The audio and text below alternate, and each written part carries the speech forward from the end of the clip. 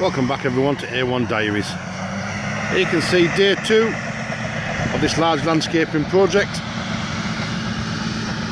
See the progress so far. Got this entire area to level out all the way across. The doors are on site now. It's a T30, very powerful machine.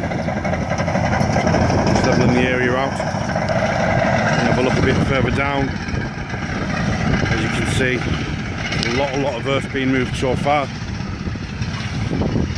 The guys have been really busy at work. This area really was full of dips, off centre levels. As you can see now, we're about halfway through, getting it prepped, ready for the building work to start, cables, water, etc.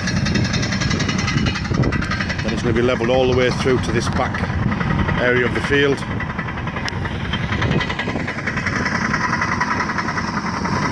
Here you can see how the doors are pushing through, levelling and flattening as it goes along. Still a lot of area to do yet, but stay with us and you'll see the finished result. Also, if you like this video, give us a thumbs up at the bottom of the page, click the subscribe button, and we'll see you next time.